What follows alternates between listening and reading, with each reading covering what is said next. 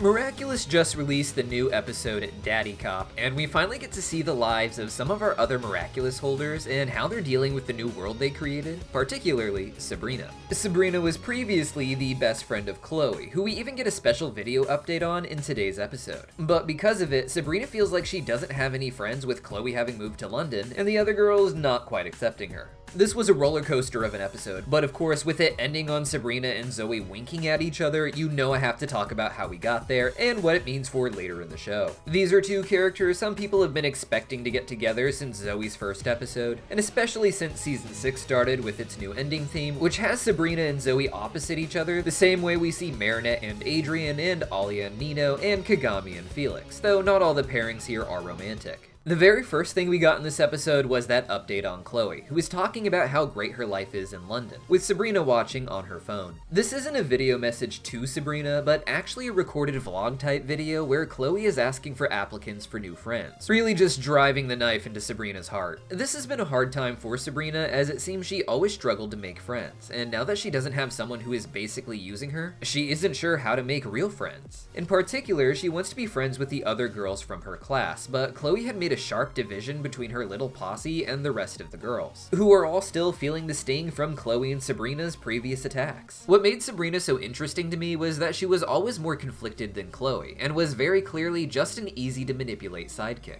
She's on the nerdy side, but she clearly loves pretty things. And with Chloe being rich, a large part of their dynamic was Chloe letting Sabrina wear things after making her do Chloe's homework and other tasks. Even Sabrina's father, Officer Roger, seems to be very aware of how much Sabrina struggles with friends. He goes out of his way to talk about how happy he is when Sabrina lies and claims she's gonna ride the bus with some friends so her dad doesn't realize how lonely she is. Roger likely had some concerns about Chloe, who clearly thought of herself as above the law, but it's due to Roger, I would say, that Sabrina had the foundation to eventually turn against Chloe. She may be easily manipulated by figures like Chloe, but she also wants to be accepted by others like her father, who she sees as a good person for trying to uphold the law. And now Sabrina has an opportunity to do that as well as Miss Hound. In season 4, Marinette would eventually lend Sabrina the Miraculous of the dog to help fight against Chloe specifically, making Sabrina realize that she could choose to be good, not just as a hero but in her daily life. This was in the episode Penalty, where part of the goal was to save the akumatized victim, Chloe, but there was also the obvious foreshadowing for Sabrina's turn away from Chloe in later seasons. The real fun of this episode was getting to see the world of Miraculous through the side characters who can now transform, like Sabrina, who doesn't just save her transformation for the final battle at the end, but of course tries to help Marinette as Miss Hound when her bike breaks down. At the start of the episode, Miss Hound is Sabrina's escape, similar to Adrian turning to Cat Noir to escape his more structured life. And for Sabrina, it allows her to feel like a good guy or even a cop after so much time being a villain. By the end of the Gabriel arc, she wasn't just Chloe's minion, but using supervillain powers when she had them to create a lot of chaos in town. And now she gets to help with the little things that her magic ball is able to do, like transporting items conveniently to help citizens. But of course, even in this form, Sabrina is mostly ignored by Marinette, and that's a key problem in this episode and really this season. Marinette's arc this season is her realizing just how much of the akumatizations comes down to her not being there for other people's emotional needs the way people generally are for her. We saw this in the previous episode Sublimation, where her Lucky Charm mirror warned her that she was the bad guy in the episode and not the akumatized villain she was able to defeat without it. This episode had a similar problem with Marinette's focus on Adrian, leading her to ignore and misunderstand what is going on around her until it causes problems. In this new episode, she starts with wanting to have her 100th kiss with Adrian for a special occasion, but doesn't realize she scheduled that for the same movie night she's supposed to have with the girls, except for Sabrina. Now, I don't really get why Zoe is at the new school, as she is one grade below Marinette, and Marinette and her classmates were supposed to move to this new high school and leave their old middle school behind with Zoe. There was an entire episode about how Zoe was sad she wouldn't see Marinette again because she was in love with her, and that it would be her last chance to tell Marinette her feelings because Marinette would be going to a different school. Maybe under Miss Boustier's Green Paris initiative, which focused a lot on remodeling the school system, the high school and middle school were conveniently combined so that Zoe can still have lunch and other social scenes with the characters. But either way, it's what leads her to trying to get Sabrina invited to the girls' night. It was honestly kind of surprising how not forgiving the girls in class could be towards Sabrina after everything that had happened. They still see Sabrina as a minion to Chloe, even though it was because of Sabrina that they were able to prove just how bad Chloe was being. But Sabrina clearly does have some feelings for Chloe considering how much she's been crying over her still. To be honest, if Chloe hadn't moved to Paris, it's hard to say how far Sabrina would be from Chloe after everything that happened. It's hard to say if she wouldn't have gone to comfort Chloe in the fallout of her takeover, and if they wouldn't have just ended up back in a similar pattern to before because of their toxic behaviors. Sabrina seems easily influenced, but that's all the more reason to invite her into the group, and Zoe sees her potential. Just as Chloe can influence Sabrina to be bad, her father and others have influenced her to be good, and that is ultimately where she does want to be. It makes sense for Zoe to be the one to see this considering Zoe's origins, where she first tried to act like a mean girl to please Chloe, and before that was seemingly having to do the same to fit in at her last school in New York. This didn't make her any more loved there, and whatever she was doing to other girls came back to her in full force until she had to leave.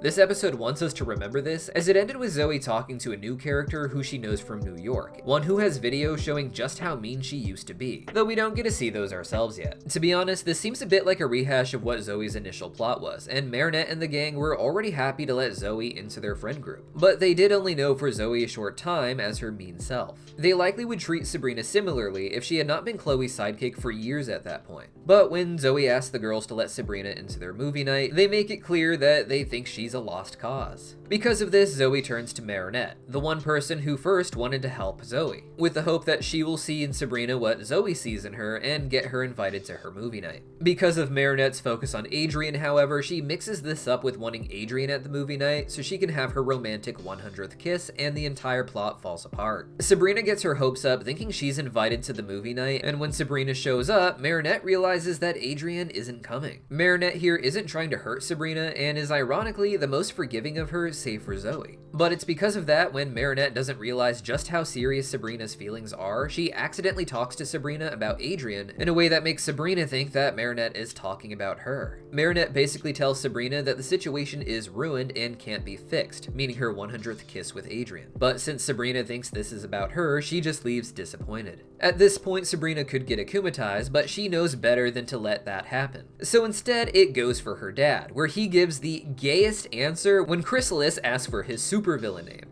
And what should I call you? Daddy Cop!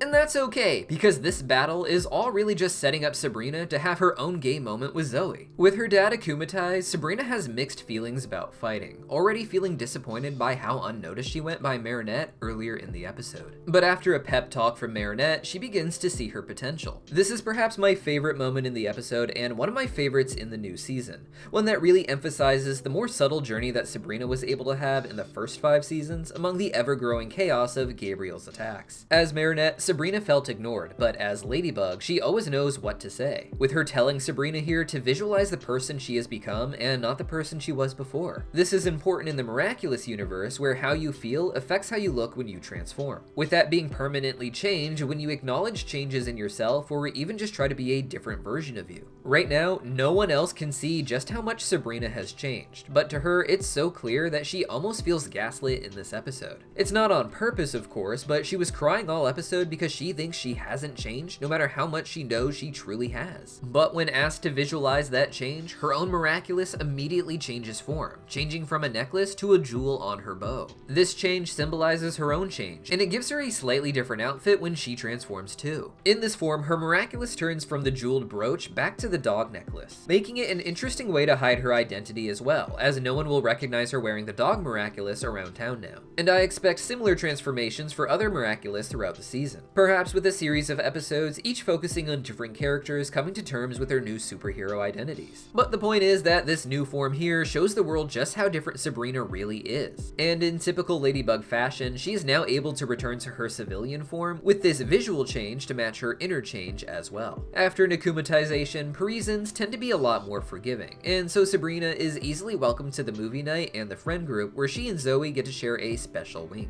Now, if you've seen my previous videos, you know I'm a big believer in Zoe and Sabrina coming together as a romantic pairing, as Sabrina has shown a near romantic interest in Chloe and even Zoe in her introductory episode. Zoe, meanwhile, had made it clear that she had feelings for Marinette previously, and with those feelings now out in the open, she has the opportunity to find someone else to care for. With both Zoe and Sabrina being connected by Chloe, it makes sense that these two would eventually come together and form a friendship, and maybe even a real relationship like Rose and Julica. As Zoe and Sabrina both have this arc about trying not to be the ugliest version of themselves just to please an equally ugly person like Chloe. But of course, we will probably get some drama before that fully blossoms in the form of Zoe's old classmate trying to blackmail and ruin her life. But what do you guys think? This was such a fun episode, and I think season 6 is really killing it if you're a fan of the show. But if you're the kind of person who got upset when the story started getting more complex in seasons 3 through 5, season 6 is probably just more of the same for you. But I'd honestly like to more so hear your opinions on that. I generally don't welcome comments from haters, but with me being so late to the show, I kinda just want to know where everyone else stands with it. So let me know where you stand in the Ladybug fandom, cause I'm curious where most of the voters will fall and why. And if you really want to discuss more Ladybug, come talk about it in our Cartoon Universe Discord server, where I never shut up about the show. Link in the pinned comment down below. Just don't come into the server to discuss things you don't like. See you guys there.